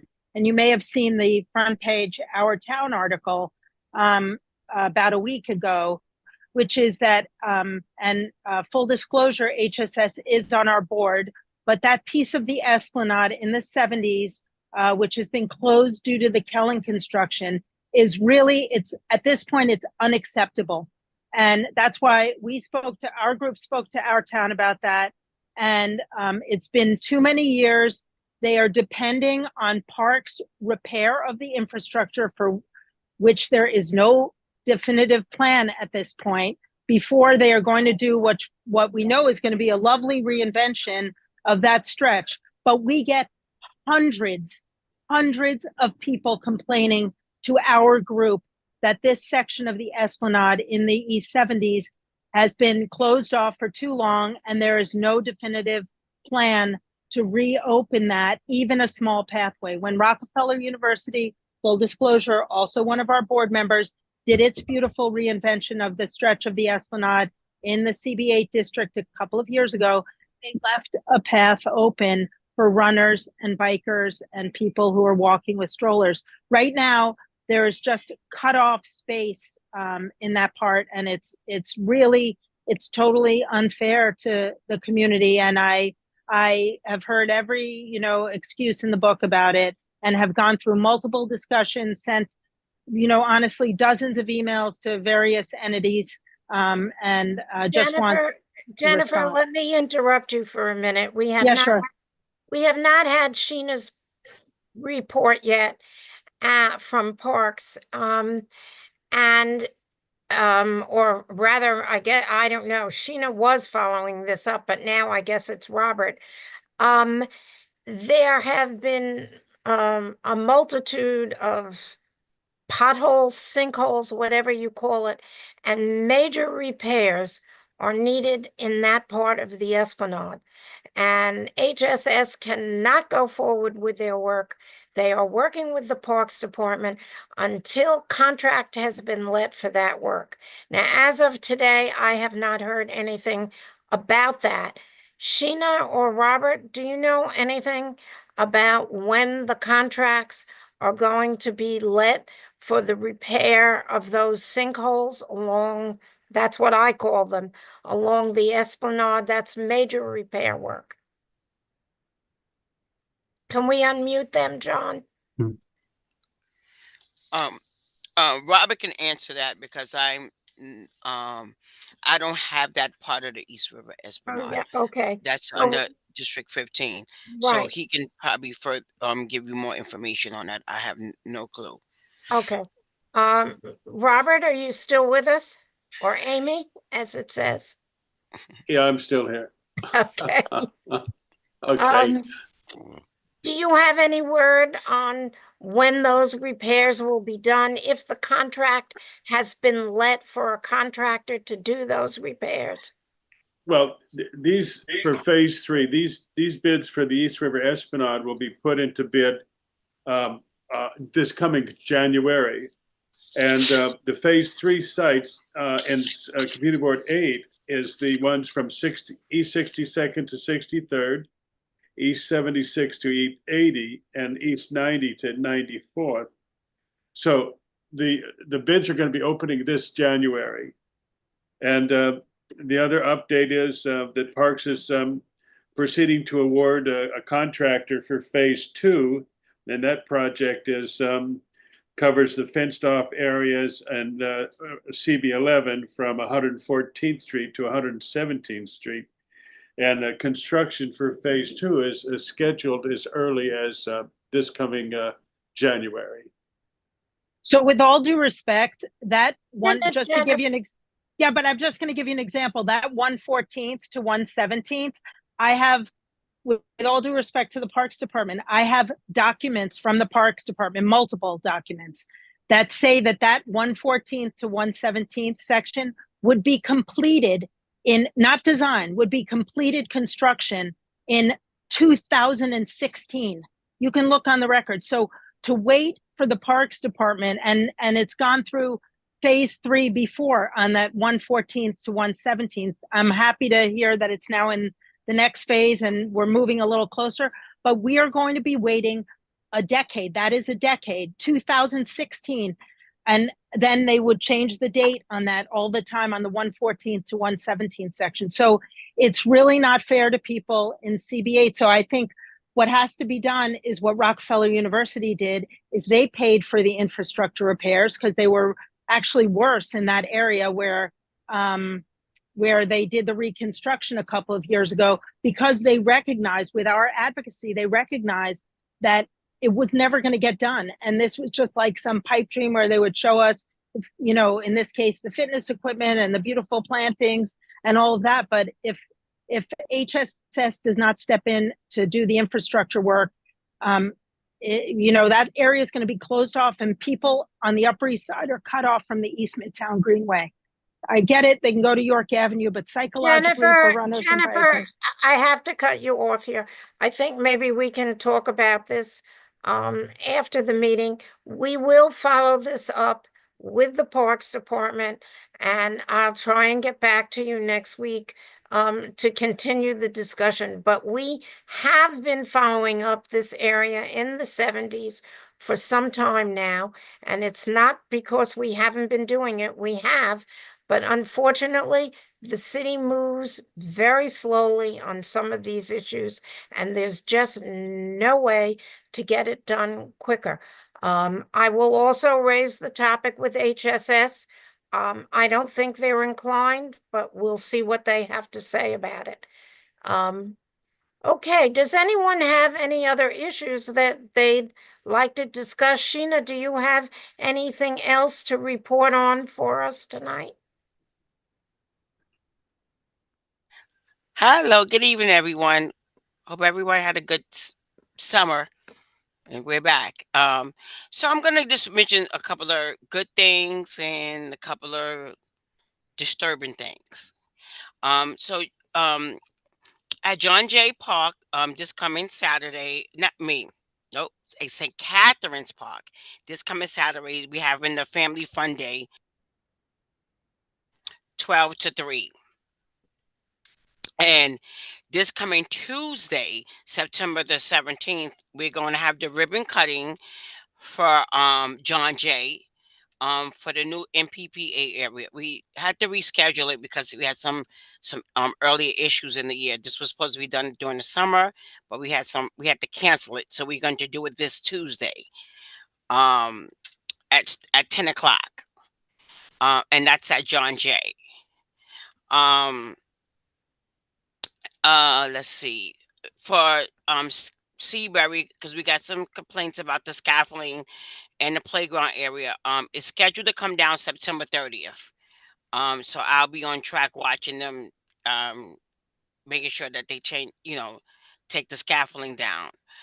And Rubric, we're still responding to DEP's comments regarding the storm water pollution prevention plan for Rubric. Once it's approved, we can proceed to the project to get it out for bid. And that's for Rubric. Let me interrupt you there before you go on. Stanley Isaac, the bathrooms are still closed. We did get the funding to clear out the drain, so we're working on that. Hopefully within the next couple of weeks it'll be done, and then we'll reopen up the bathrooms. So Carl Schultz, this weekend we had the art show Saturday and Sunday, and the art show went extremely well. It was, we had some rain for Saturday, but it turned out, perfect, and Sunday was just a beautiful day. So now to get to the pickleball at Carl Schultz. This week was a very rough week in Carl Schultz Park for pickleball. I got 3 complaints, and we had allegedly had 1 assault and at the pickleball courts. And it's very, very disturbing to get these complaints and about bullying and harassing and allegedly putting hands on, folks over a game. All right. The pickleball courts are first come, first serve. You do not have to, it's just like basketball. If you go to basketball court and no one's there, you play. You play until you release, walk off the court. Pickleball is the same way, right? We cannot hold courts for people, right? There are no scheduled time, right? Pickleball, the park opens at 6 a.m., right? And if someone gets to the court and they're playing, they're allowed to stay and play as long as they choose to, right? You using this sort of language and this sort of bullying is just unacceptable, right? And if we continue to get this, right, I'm going to push very hard to remove the courts, because we can't have park patrons getting hurt over a game. It's just a game, right? And we can't have all of this bullying and attacks on people verbally and physically just to play pickleball, right? I have expressed other locations that we can utilize for pickleball that are open, and it's an open and free space. And I understand people want to be at Carl Schultz. I do understand that. But we have to play fair. We have to act like adults. If someone's playing, once they remove themselves off the courts, then it's free for the next person to come and play, and so on and so on, right? To get these reports every day and these emails and hearing all this tragedy over this game is very heartening. I ran this up the chain to my chiefs and to the commissioner, and she is very, very disappointed on hearing all of these complaints and all in over a pickleball game. And if we continue to get this, we're going to push for it to be removed.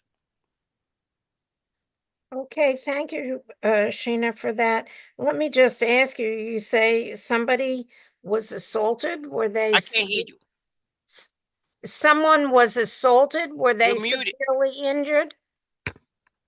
I can't hear you. Shanna, you're not,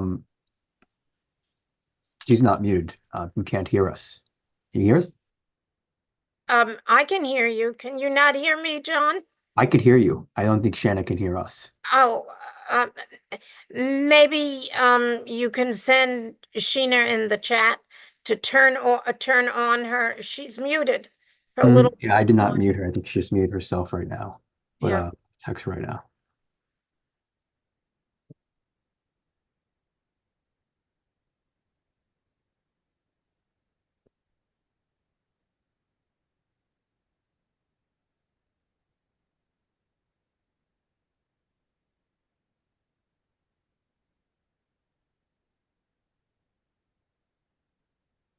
Maybe you can tell her to unmute. She looks like she's writing to you.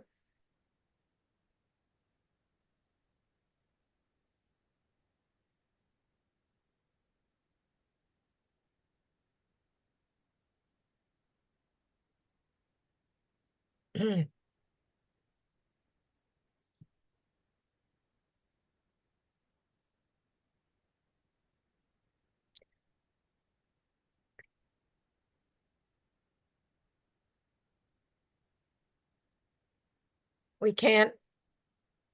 I'll unmute her right now if that helps. Yeah. Hello, I can hear. Hello? Okay, Sheena, can you hear me Okay, now? I can hear you now. Good. You had your mute on. You said somebody was assaulted at Carshers. Were they Yes. severely injured? Did they have to go to the hospital? No, they didn't go to the hospital. They did file a police report, and I have the police report. Okay. Um, I just and wanted it's to know. yeah, and it's a real sad situation, right? Okay, got that. I'm with you. Let's go back to Rupert and the swamp prevention plan, if I have the The name right. storm, the storm Storm, prevention plan. whatever. Um, do we have any idea when that's gonna come into being? It's still When, with DEP. It's still with DEP. Once DEP gets finished, you know, their well, process of it. they already wrote to Parks once and had them revise it. Now, did it go back to DEP a second So, time? to my understanding, it's with DEP now. Okay, so maybe you could follow up and let me know Oh, tomorrow. I've been following up every day. Okay. Steve is probably annoyed by me by now about Well, Ruben. that's okay. We But appreciate it. yes, we are. As soon as I get an update on it, I will let you know. I did email you on the side about tramway, so if you got that. Okay. All right. I'm not looking at my emails. Okay. Okay. We have Mary Chan from the public who hasn't spoken yet. Mary, can we unmute her?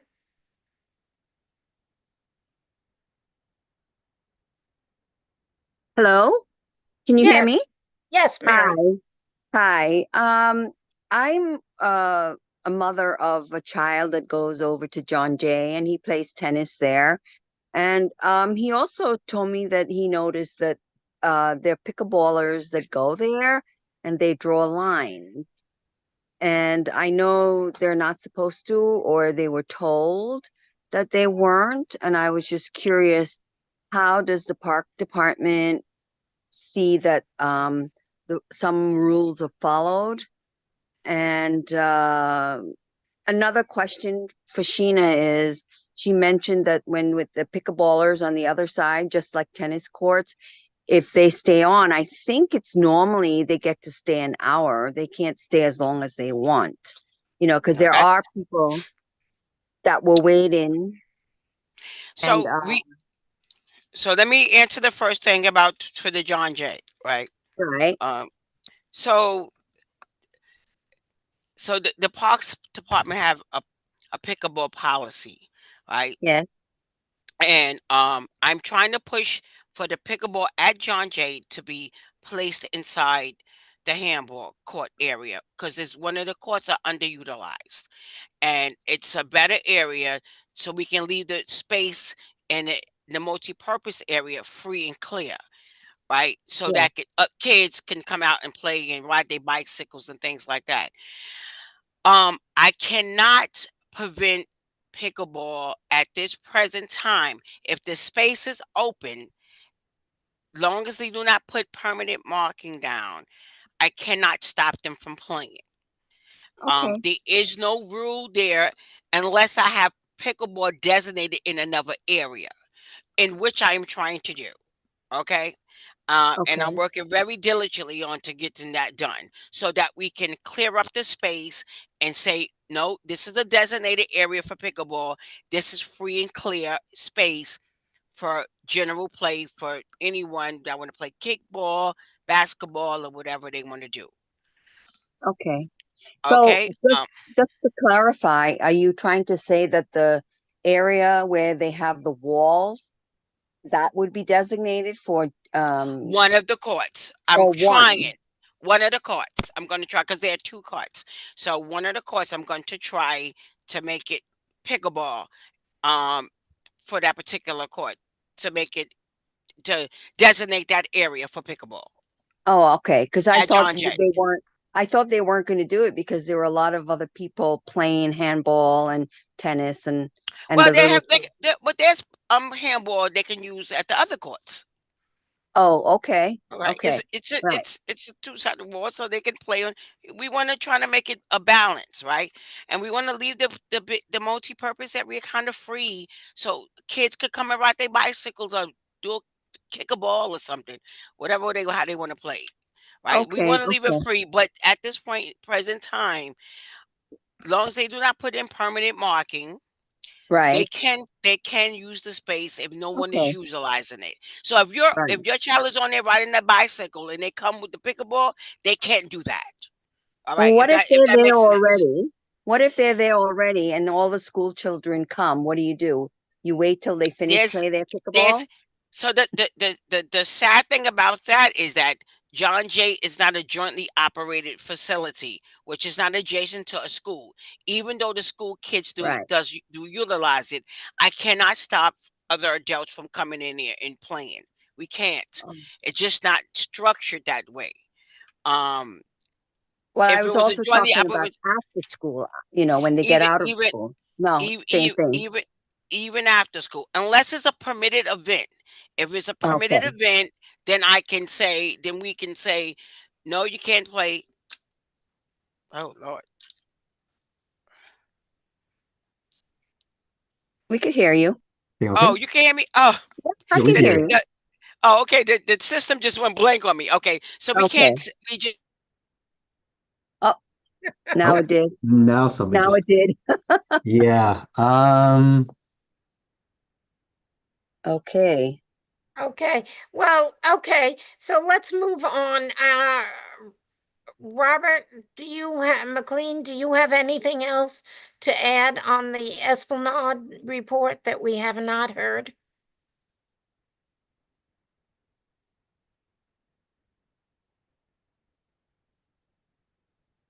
I don't know if Robert's. Judy, can you hear? Yep.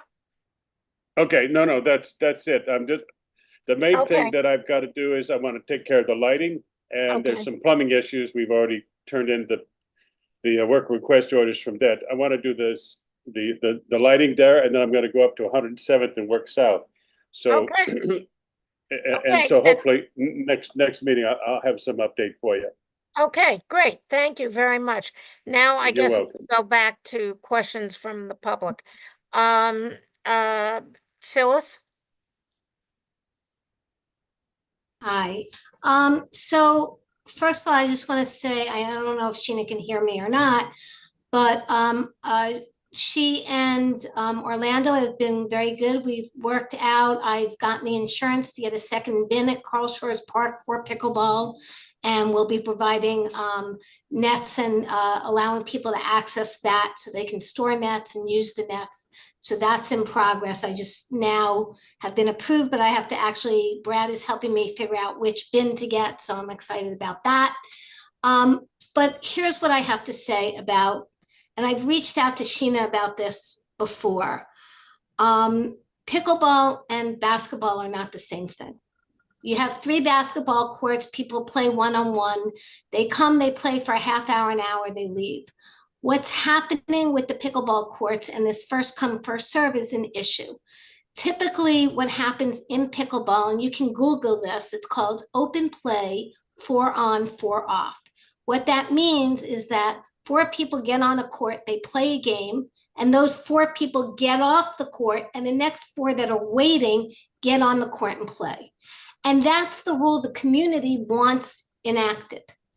When you say first come, first serve, what's happening is 4 people are coming at 7 in the morning, setting up their net. They're playing for an hour or 2 hours. And then what happens is 3 people rotate off.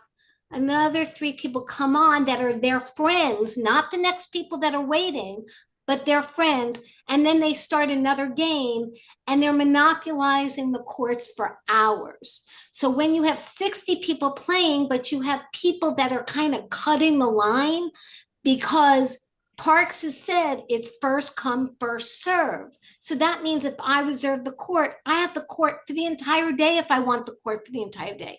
What we want to see enacted is what's happening over at Riverside, what's happening over in Harlem, what's happening in all the other parks where people play pickleball, is this notion of open play, 4 on, 4 off. That makes it fair. What they do is people put their paddles in a lineup, and when those paddles come up and a court becomes available, they go play. Their game is over, they come off. Now, honestly, sometimes you play for 15 minutes and you wait an hour to get a second game in, but that allows everybody to play. By saying that pickleball and basketball are the same, it can't be. You never have people waiting for a basketball court, but you will have 60 people waiting to play pickleball. So we have to find a better way of doing this. And like I said, you Google it, open play, 4 on, 4 off is a nationwide acceptable way of playing pickleball on public courts. And that is something that will alleviate the fighting, because that's what this fighting is about, is people holding courts. And when they go to Parks and complains, Parks says the rule is first come, first serve. But that limits who gets to play, and that's what we need to fix. Okay, so Sheena, is this something that you've ever discussed with the people in your office, this 4 on, 4 off open play? No, we did not discuss that, because what would happen when we said to should pickleball be utilized as uh first come, first serve, and they said yes, it's first come, first serve. It's like basketball, and I get what they're saying. I understand what they're saying, but we can't do it like tennis, right? Because tennis is, although tennis, it's a structured, and people pay to play tennis, and then they have somebody monitoring tennis. But we, play 4 on, they, 4 off without a yeah, permit. You but just but supposed to sign and but say they that's the rule. but that's not the rule that they have in place. They have not enacted that But rule. we're They asking have you to put a rule in that, place. and I cannot put that rule. We asked that what limitations are there, and they told me what I'm going to say to you. It's first come, first serve. That's what they said. Listen. I'm not disagreeing with you. I'm telling you what the rule is as of now. This is the rule. But assaulting people and bullying people is not acceptable. It's unacceptable. That's unacceptable. Okay, Right? ladies. Okay, ladies, we got it. I still love you, Sheena. Got your point, Phyllis. Got your point, Sheena. So maybe we need to go, Felice and I need to have a conversation with Steve. And I don't know, Felice, what do you think? Should we are you waving your hand, Felice, because you can't unmute? Do you think Thank that you. So I was just unmuted. okay. So, Do you think we should pass some kind of a vote tonight on or just write a letter to Steve saying that it's been brought up? Is there any reason that the pickleball courts could not be posted open play 4 on, 4 off? I think we could certainly write a letter to Steve on this. I defer to you on whether you think we need a resolution. I do agree with Phyllis. What I have seen in other public courts is that it's open play, and you wait your turn, you play your round, and then the next people waiting move on. Okay, I think that's what we'll do unless board members we have some board members with their hands up, so let's call on them. Unless they have a different point of view, we'll write a letter from the Parks Committee, a Community Board 8, to Steve and Tricia about looking into whether this rule can be implemented and signs can be posted. Okay, Brad. Can we unmute Brad? Hey, can you hear me? Yep. Right. Yeah, I think this is great. I think we're headed in the right direction. I just want to mention part of the issues is that the actual nets that are used to play are like people's individual nets. So like you go to the park and there's a basketball hoop in the park, right? Or the tennis is like always there in John Jay. So maybe just putting it on the table for discussion now or later at a later point, permanent pickleball nets. So that way no specific individuals can say like, this is my net and now I'm, like I'm either going to wait and you guys are going to play on it or I'm going to pack up my stuff and go home. I think that would help alleviate some of the concerns, but I think, we're headed in the right direction and maybe a letter on some of this stuff would be helpful. And thank you, Sheena and other folks for your hard work on this. Okay, thank you very much, Brad. That was very constructive. Craig, do you have something on this issue that you would like to speak about? No, I've just been waiting to ask a quick question going back to the Esplanade and whether the work has been done between 76th Street and 71st Street. No, it has not. I can I- answer that. I didn't think so. So what contract, that wasn't I mentioned? don't know. We're going to follow that up very strongly this week with this coming week with the Parks Department. We have got to get an answer, and as per Jennifer's suggestion, maybe we'll even talk with the hospital. I've been doing that and see if they're willing to shell out from their own pocket to do it and then be reimbursed by Parks. I don't know. We'll see how we can work that. We'll talk to the Parks Department about that. All right, thank you. I strongly agree with everything Jennifer said in terms of that it's a travesty that that's not getting done, and we're gonna hopefully Absolutely. kept it out Because of. this was a problem when our Parks Commissioner, Tricia, was our co-chair. So this goes back a lot of I years. know. Okay. All right, thank you. Let's see. We have a couple of members of the public who haven't spoken yet. Albert Carrero, is it? Camaro? I can't really read it. Can we unmute Albert?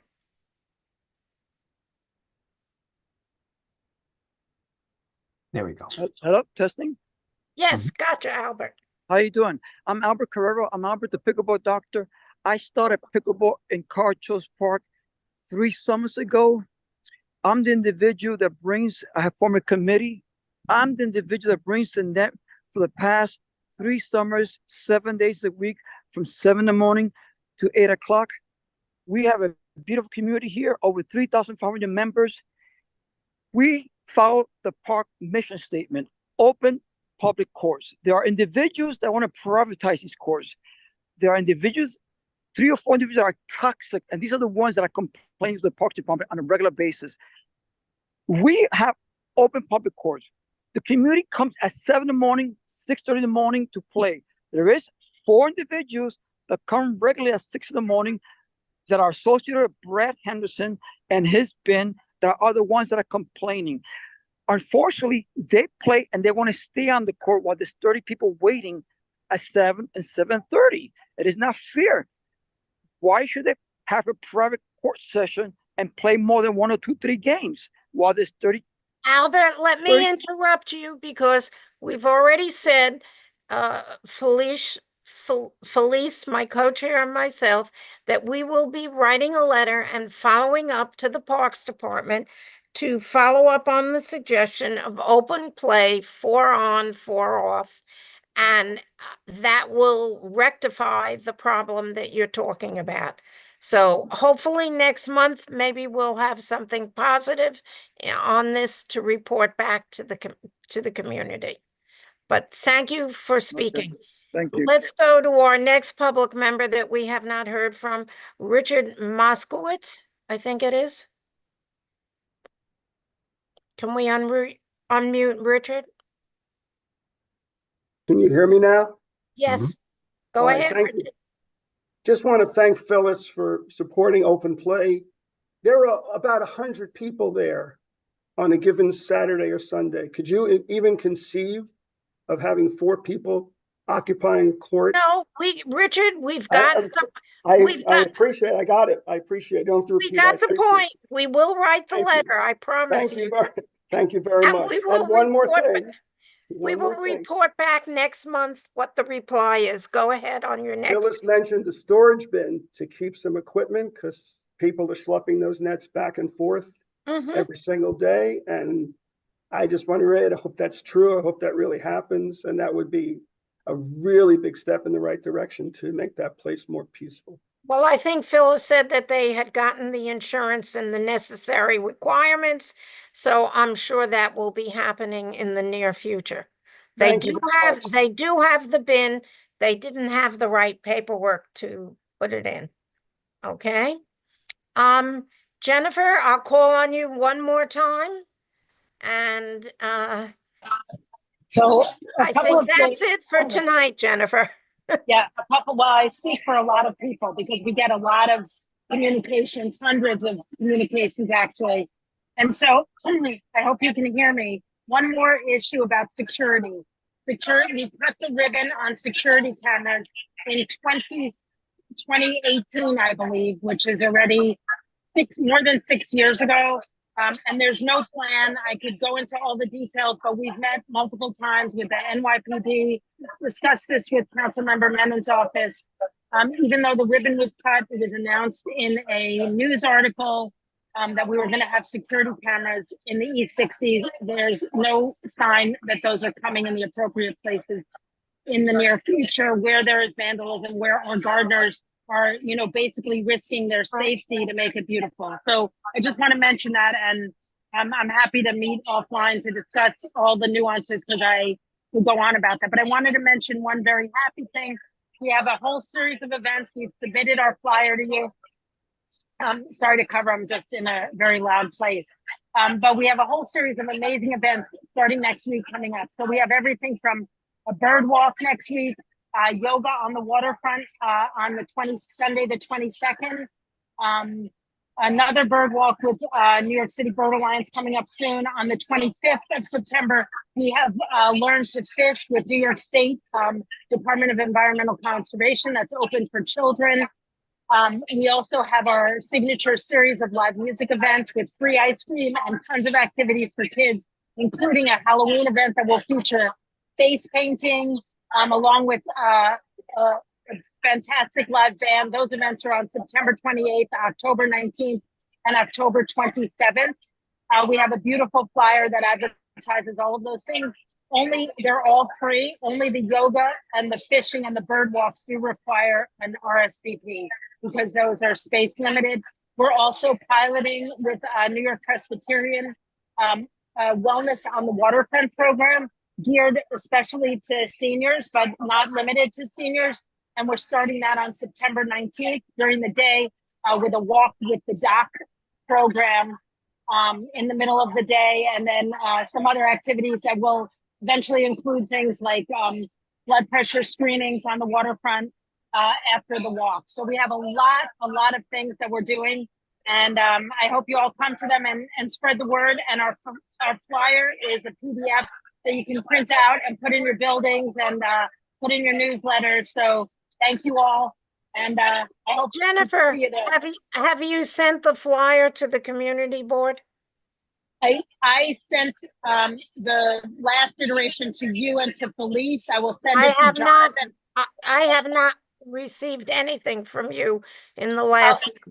I'll send it to you as well. But it was updated actually. It was tweaked one detail tonight. So I'll send you. I'll have our executive director send the most updated version. But everything's starting next week, and they're amazing programs. So I hope I see all of you there. We'll see if we can include it with our minutes, and I'll ask the community board if they can't post it. I'm going to call on Albert one more time, and then I think we'll entertain a motion to adjourn because most of these items I think we've already discussed. Albert, last chance.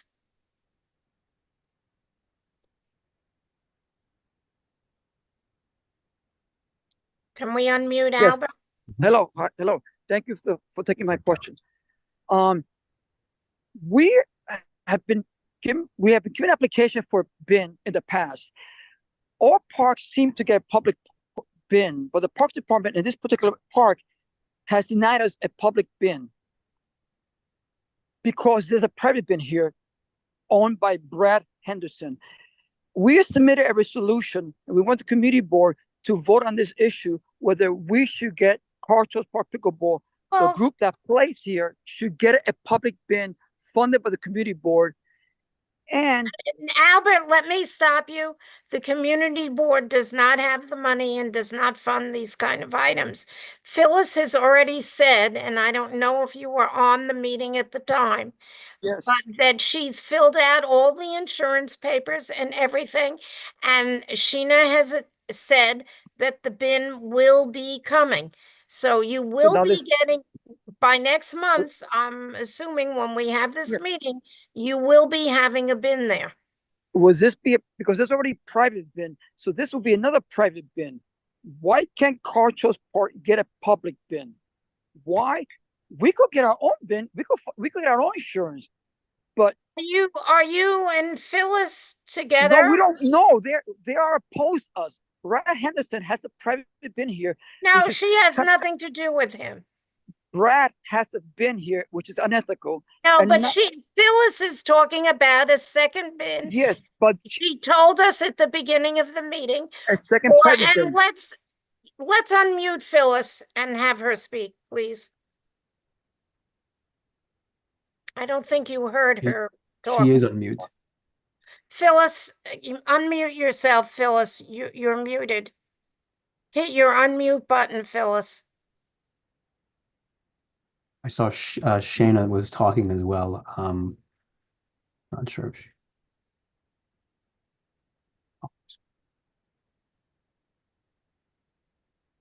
Oh, my apologies. Sorry, Phyllis. Okay, we'll forgive Sorry. you, John. Sorry. It We're getting happens. used to It happens. So as I said before, I've been working with Sheena. I got the insurance. I'm getting the bin. I will be putting in the bin 3 nets available to the public. They will be able to get personal codes to use the bin so they can come when they want, set up the nets. There'll be balls in there as well. Balls are being donated and they will be available to the public. So no one will have to schlep nets. No one will have to have personal nets. I am donating 3 nets to the community. I'm donating the bin. I'm doing all that. So there won't be one person versus another person. It will be open to the thing. Each person will have a unique code to the lockbox to be able to get the key to open the bin and get the nets out. I'm doing everything I can to make it fair for the entire community and to not it be one versus another. I'm doing the best I can. Well, thank you very much, Phyllis. I don't think Albert was here when you spoke at the very beginning on this issue, so he didn't hear what you had to say. Okay, I think that's it for tonight. I'll entertain a motion from someone to adjourn. Rita Motion to Palmer. adjourn. Rita, nice to see you. And thank you for the motion. Is there a second? Rita seconding her motion. Felicia. So thank you everyone for coming tonight. And I look forward, Felice and I look forward to seeing all of you next month. And hopefully we'll be able to have some good news to report back on some of these issues. Have a good night, everybody. Good night.